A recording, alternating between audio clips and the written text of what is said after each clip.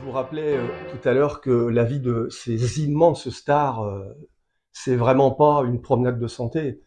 Et Brigitte Bardot, toute sa vie, et c'est sans doute pour cela qu'elle a abandonné le cinéma, n'a pas pu avoir de vie privée, était harcelée en permanence, et c'était également le cas, bien évidemment, même en dehors des frontières de la France. Quand elle arrive en Italie, pour tourner Le Mépris de Godard, elle a pris un appartement à Rome, et le cauchemar continue. Elle ne peut pas sortir de chez elle, il y a des paparazzi. Ce sont les Italiens qui ont inventé les paparazzi. Le mot paparazzi vient d'un film très connu, qui est un film de Fellini, la Dolce Vita, où l'un des personnages est un photographe qui s'appelle Paparazzo.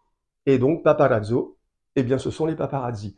Je referme la petite parenthèse. Et donc voici une interview où Brigitte Bardot s'explique sur les inconvénients, et le mot est faible, de cette notoriété envahissante pendant le tournage du Mépris à Rome en 1963.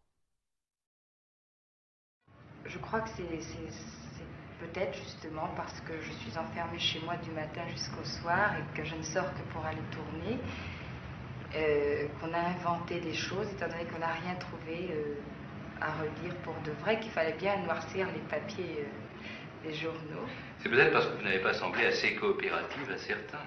Mais si, j'ai vraiment fait... j'ai mis beaucoup du mien cette fois-ci. Nous avons même organisé une conférence de presse pour réunir tous les photographes et journalistes italiens pour qu'ils soient contents, qu'ils puissent me poser les questions qu'ils voulaient. Est-ce qu'éventuellement tout cela vous empêchera de revenir tourner un film en Italie si l'occasion s'en présente? Oui. Cette fois-ci, c'est bien fini. Vous aviez déjà dit cela sur le cinéma l'année dernière. Oui, j'avais déjà dit ça sur le cinéma, mais je vais vous dire, le cinéma, c'est mon métier. Je l'aime. C'est très difficile d'abandonner un métier qu'on aime, surtout que j'ai besoin de travailler. Je ne sais pas... Je ne peux pas vivre comme tout le monde, étant donné que je porte ma tête et mon nom. Alors, c'est très restreint comme passe-temps ce que je peux faire. À part rester chez moi et lire, je ne peux ni voyager, ni faire un autre travail.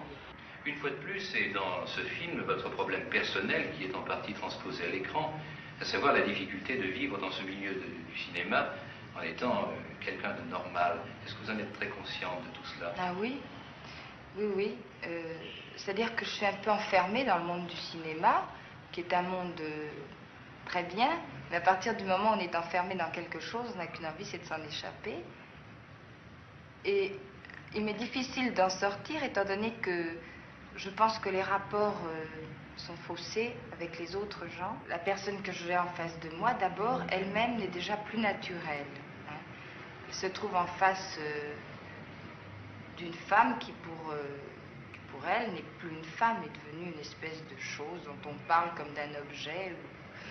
Alors, c'est très difficile de pouvoir être soi-même, et pour moi, et pour la personne que j'ai en face de moi, puisque les rapports ne sont plus normaux, vous comprenez? Et vous n'avez pas le temps de les rétablir. Et on peut avoir le temps de les rétablir, mais ça prend beaucoup de temps. Il faut déjà commencer par démolir tout ce que cette personne a dans sa tête depuis des années, ce qu'on lui a raconté, et ça c'est très difficile. Puis après on peut rebâtir quelque chose de vrai. Alors ça prend du temps et on ne peut pas, moi je ne peux pas arriver à avoir des contacts vraiment intéressants avec des personnes qui ne sont pas de mon métier, parce que tout le monde me considère comme quelque chose d'extraordinaire, alors que je suis quelqu'un comme tout le monde en somme. Jusqu'à présent, votre vie personnelle a été une conséquence de votre vie professionnelle. C'est-à-dire que tous ceux qui ont compté pour vous, qu'ils soient metteurs en scène ou acteurs, sont des gens de cinéma. Vous n'avez jamais eu envie d'en connaître d'autres? C'est ce que je viens de vous dire. Oui, moi j'ai envie de faire un tas de choses, j'ai envie de connaître un tas de gens. Mais comment voulez-vous que je connaisse ces gens? D'abord, je crois que je fais peur aux gens, puis les gens me font peur. Moi j'ai peur de ce que je ne connais pas. Je finis par vivre dans un petit univers très petit et très rétréci, et c'est bien triste. L'année suivante, après la sortie du Mépris de Jean-Luc Godard, sort un film qui n'a rien à voir, mais Brigitte Bardot a très bien mené sa carrière. Elle a choisi tous les genres de films, elle ne s'est pas cantonnée à faire la même chose, elle le raconte elle-même, et elle tourne Une ravissante idiote. Et je crois qu'il y a beaucoup d'intelligence dans les choix de Brigitte Bardot, parce qu'elle n'est pas dupe de l'image qu'elle véhicule, mais qui n'est qu'une image. Et Une ravissante idiote, c'est ce que pensent beaucoup de Brigitte Bardot. Et je vous propose de regarder une interview de la même époque à la télévision française. Elle est interviewée par Roger Coudert. Alors j'adore Roger Coudert. Pour les plus anciens, c'était la voix du rugby. C'est lui qui a rendu le rugby très populaire à l'époque où le rugby n'était joué que dans le Grand Sud-Ouest. C'est là où j'habite. Et bon, malheureusement, Roger Coudert n'a pas fait des bonnes interviews. Et vous allez voir, dans cette interview, on est vraiment sur le thème une ravissante idiote. Et vous allez voir la finesse, l'intelligence de Brigitte Bardot, qui reste dans le rôle qu'on imagine d'elle, mais qui répond de façon très brillante, très simple. Brigitte Bardot, c'est beaucoup plus que ce qu'on imagine. Et je crois que cette interview par Roger Coudert montre tout à fait l'esprit de Brigitte Bardot. Et donc, je vous propose de regarder Brigitte Bardot aux prises avec Roger Coudert. Allez les petits. Tout d'abord, madame, il faut que je vous remercie de nous recevoir entre... Madame Non, comment dois-je vous Monsieur appeler? Je vous appelais monsieur. Ah, c'est très, je ne sais pas comment... Brigitte. Oui. Je suis enchanté. Vous savez qu'il y a des millions de téléspectateurs à ce moment qui voudraient prendre ma place. Eh bien, donc je vous remercie, Brigitte, de nous recevoir entre deux scènes du film que vous tournez, La ravissante idiote. Vous avez beaucoup de travail, c'est très gentil à vous de nous recevoir. Ça me fait plaisir. Non, mais vous êtes très gentil, on doit le dire, ça, vous savez. Pas trop, parce qu'on va pas le croire après. Mais si. Si moi je leur dis, me croiront. Alors je voulais vous demander, pour une vedette, parce que vous savez, je viens pour le temps des loisirs, c'est une nouvelle émission, et pour une vedette comme vous, vous êtes la plus célèbre vedette du monde, il n'y a aucun doute. J'ai eu l'occasion d'aller en Thaïlande, en Australie, en Nouvelle-Zélande, au Fidji. On connaissait deux Français au Fidji, le général de Gaulle et vous. Ça c'est merveilleux alors. Non, c'est vrai, vous êtes très célèbre. Et souvent, je me suis posé la question, je me suis dit, est-ce que Brigitte Bardot a des loisirs? Bien sûr, comme tout le monde. Quels sont-ils? Oh, je sais pas, lire, écouter de la musique, voir des amis jouer au poker, jouer de la guitare, aller me promener. Je sais pas, des tas de choses. La pétanque? Non, je suis pas très portée sur la pétanque. Le ski nautique? Oui. Mais maintenant, il fait un peu froid. Et la télévision? J'adore. Tu sais que je regarde tout le temps la télévision parce que comme je sors rarement, je regarde la télévision. Vous considérez donc la télévision comme un loisir? Oui. Est-ce que le fait d'être partout reconnu, sollicité, et il faut bien dire même un peu traqué par la foule, ne vous gâche pas un peu vos loisirs, ou vous empêche d'en profiter comme tout le monde? C'est-à-dire que j'essaye d'avoir des loisirs chez moi, ou enfin dans un endroit où on ne peut pas m'embêter ni me reconnaître. Parce qu'évidemment, si je vais me promener sur les berges de la Seine, ce loisir deviendra vite une corvée. C'est ça, mais est-ce que vous en souffrez? Est-ce que quelquefois vous n'auriez pas envie d'être comme tout le monde, de vous mêler à la foule? Je ne sais pas, pour regarder un musicien ambulant, par exemple, qui joue à l'homme orchestre, oui, vous mêler à la foule. Je peux pas. Alors il faut bien que je me fasse une raison. Oui. Hein. J'ai d'autres avantages, alors celui-là, je ne l'ai pas. Bon, tant pis.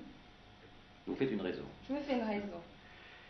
Et pensez-vous parfois à tous ces anonymes qui travaillent très dur, sans pour autant gagner beaucoup d'argent, et pensez-vous à ce que représentent les loisirs qu'ils ne peuvent pas toujours s'offrir pour ces millions de gens? Oui, ça j'y pense quelquefois. Je pense aussi qu'on peut prendre ces loisirs selon le travail qu'on a, c'est-à-dire que pour quelqu'un, aller boire je sais pas moi, un Coca-Cola avec des amis ou quelque chose ne sera pas un loisir, et pour certains autres ce sera un loisir. Ou faire une partie de pétanque, pour quelqu'un ce ne sera pas un loisir, alors que pour d'autres ce sera un loisir. Alors je crois que chacun, dans chacun des métiers qu'il exerce, peut trouver son loisir. Oui. Est-ce que vous souhaiteriez que tous les hommes sur cette terre aient davantage de loisirs? Ah oui, moi je trouve que c'est la chose la plus importante du monde, c'est de savoir avoir des loisirs. Beaucoup de gens oublient ce que c'est, pensent surtout à des choses plus sérieuses et plus importantes, alors que les loisirs c'est quand même, je crois, la chose la plus importante du monde. Vous savez que c'est très sympathique ce que vous venez de dire. C'est un peu une Brigitte Bardot inconnue que nous découvrons. Ouais. Je sais pas si elle est tellement inconnue, mais enfin... Une dernière question, et vous allez pouvoir revenir au studio, continuer à travailler. C'est un loisir aussi, le travail. Parfois. Mais ça va loin, ça. Parfois, je sais pas, quelquefois c'est un loisir, quand on fait quelque chose qui vous plaît vraiment. C'est-à-dire que peut-être que le travail est un loisir lorsqu'on ne vous force pas à le faire. Oui, bien sûr, ça c'est vrai. Très exact. Bien. Alors, dernière question, Brigitte. Je suis très fier de vous appeler Brigitte. Dernière question, Brigitte. Que ferez-vous pour les vacances de Noël? Aurez-vous des loisirs? Eh bien, si le film n'est pas fini, je travaillerai, ce qui peut être un loisir. Et s'il est fini, eh bien, je ferai comme beaucoup de gens, c'est-à-dire que je tâcherai d'aller passer Noël à la campagne, même à Paris, mais enfin d'avoir une jolie fête de Noël. Sport d'hiver? Non, j'aime pas beaucoup. Pourquoi? Parce que pour moi, le ski de neige, c'est pas tellement un loisir. J'aime pas bien. Bien. Nous vous remercions infiniment d'avoir bien voulu nous répondre. Nous vous souhaitons de toute façon de bonnes vacances de Noël. Et moi, je vous souhaite beaucoup de loisirs. En 1965 sort Viva Maria, qui réunit Brigitte Bardot avec Jeanne Moreau. C'est un film de Louis Malle, c'est une sorte de comédie d'aventure très enlevée, qui se regarde vraiment sans aucun déplaisir. Et c'est l'occasion, enfin, Bardot se décide d'aller aux États-Unis.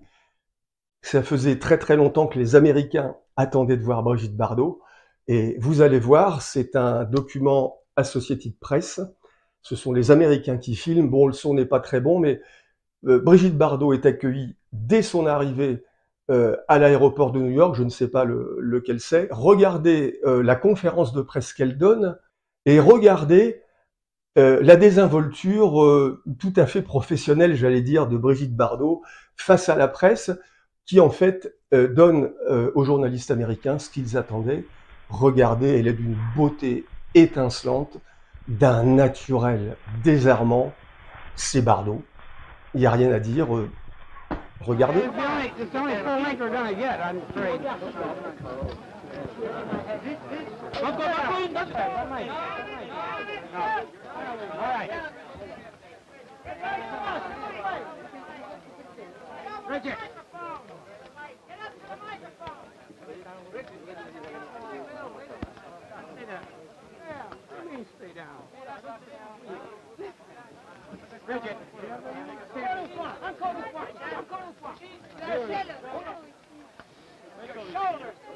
Richard. That's summer here. Richard, move over there, please, for another minute. Good. Now, Bill. Hey, good. Oh, hey, hold it. Richard. Richard. Richard. Richard. Well, once more, like that. Do that again. Richard, what's more? The other side. Over there. Hang it up here and forget it. Over there. Please. Right there. Hold it. Why not? Come on now. All right. Sit down. Get down. Want to interview? Oh. Get down.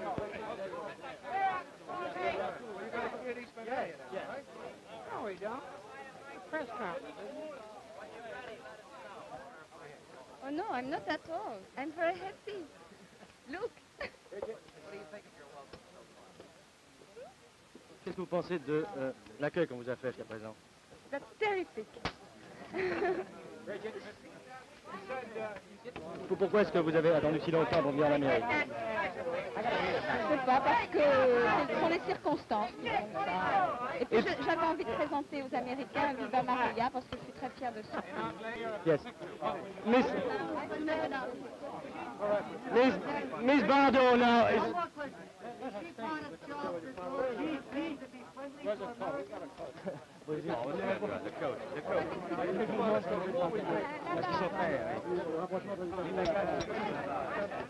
Tomorrow, 2 o'clock at the Plaza Hotel. Miss Bardot will have another press conference. Les années vont passer, Brigitte Bardot va continuer à tourner, mais plus ça va, plus elle se lasse du cinéma.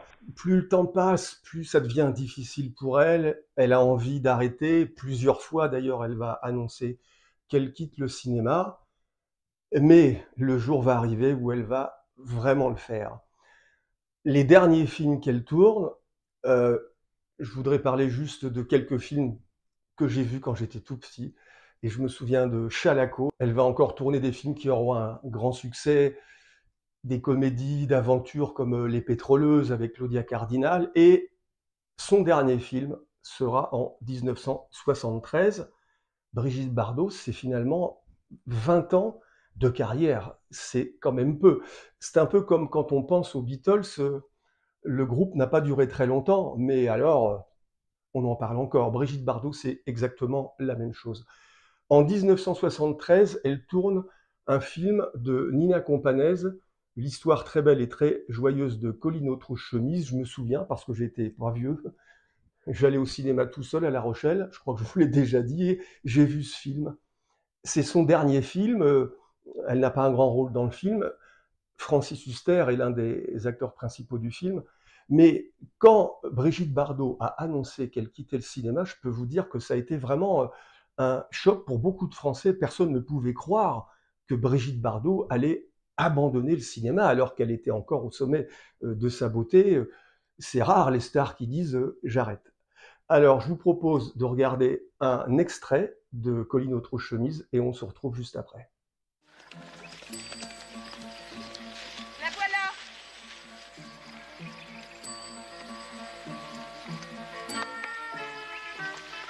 Elle est sans connaissance.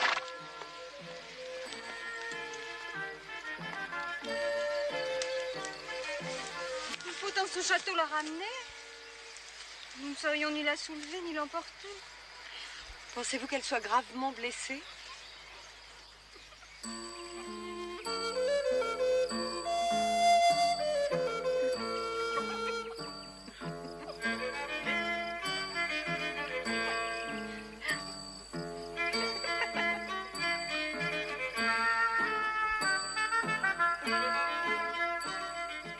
Ramenez-moi chez moi, Seigneur, sans me faire de mal.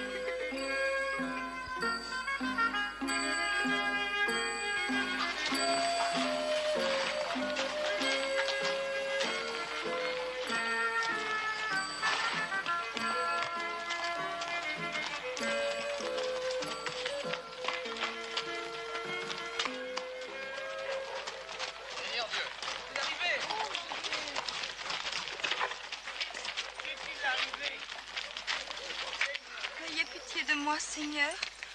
Je vais mourir. Je vais mourir de rire de voir un tel bonnet. Si vous aviez senti comme son cœur fidèle battait. Badaboum, badaboum, badaboum. Adieu, oison. Adieu, oiselle. Je te promets de ne rien dire des battements du tien. Badaboum, badaboum, badaboum.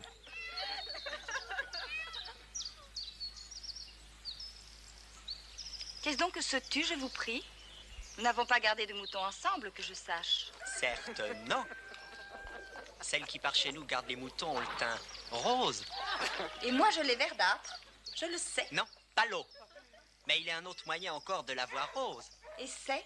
Je suis curieuse, vraiment. D'écarter les jambes plus souvent.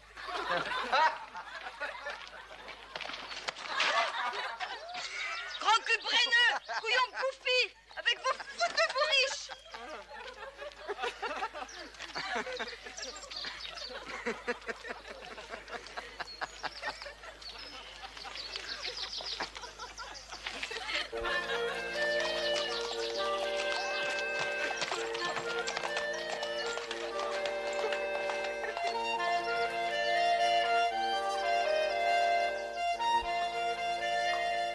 Et je vous propose maintenant de regarder une interview de Nina Companèse qui parle de Brigitte Bardot et qui illustre tout à fait ce dont je vous parlais tout à l'heure, c'est-à-dire la difficulté de Brigitte Bardot d'aller sur les plateaux, de tourner des films. Tout ça devenait de plus en plus pesant pour elle. Et Nina Companèse, sur son plateau, a su mettre en place toutes les conditions pour que Bardot puisse être heureuse et tourner dans de bonnes conditions. Et je vous propose d'écouter ce qu'elle dit de Brigitte Bardot. Je crois qu'elle a été très heureuse avec nous. D'abord parce que ça ne durait que 10 jours. Et qu'elle m'a dit que c'était la première fois qu'elle regretterait de quitter un film parce que c'était court. D'habitude, elle en a marre. Je crois que quand Brigitte dit qu'elle veut arrêter de tourner, elle est sincère, parce que c'est quelqu'un qui est toujours sincère et qu'en ce moment, elle n'a pas envie de faire du cinéma. Moi, j'ai bien vu quand elle est arrivée à Sarlat pour tourner avec nous, mais elle est complètement angoissée quand elle aborde un film. C'est quelqu'un de très sauvage, de très nerveux, de très angoissé. Pour elle, tourner un film, c'est une épreuve épouvantable. Bon, c'est terrible à dire, on peut se moquer d'elle en disant « Ah ah ah, c'est pas dur de faire du cinéma ». pour elle, oui. Elle se sent remise en question, jugée, regardée.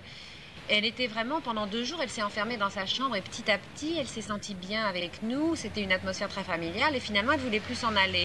Voilà, c'était Bardot, Bardot au cinéma. Je n'ai pas voulu être exhaustif. C'est difficile de parler de Brigitte Bardot, de parler d'une femme tellement gigantesque, qui a une carrière tellement extraordinaire et qui est devenue un mythe de son vivant. Mais j'espère que pour ceux qui ne connaissaient pas bien sa carrière, la femme qu'elle est, qu'ils auront peut-être une image un peu plus précise de Brigitte Bardot. Et pour terminer, je voulais vous faire entendre, j'ai retrouvé le clip d'une chanson que tout le monde connaît, et c'est bien sûr Serge Gainsbourg qui a écrit tellement de chansons pour Brigitte Bardot. Et là encore, parce que je ne vous ai pas parlé de Brigitte Bardot, défenseuse des animaux, ni de Brigitte Bardot, chanteuse, parce qu'elle a mené, j'allais dire, plusieurs carrières en parallèle. Cette chanson, c'est Harley Davidson, et il y a une référence dans cette chanson au cinéma. Si vous connaissez les paroles de Gainsbourg, à un moment donné, il est question de Almeria.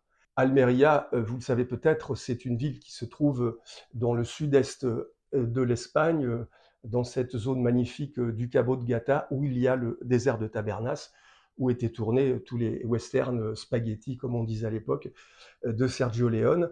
Et il se trouve qu'en 1968, Brigitte Bardot tourne un western avec Sean Connery. Ce western est réalisé par un géant du cinéma, il s'agit d'Edward Dmytryk. Et Gainsbourg, vous le savez, a une relation amoureuse avec Brigitte Bardot et il venait la voir à Almeria. Et donc, c'est pour cela que dans cette chanson, on entend le nom de Almeria. Voilà, donc je vous dis à bientôt sur les paroles de Gainsbourg et sa musique et la voix envoûtante de Brigitte Bardot.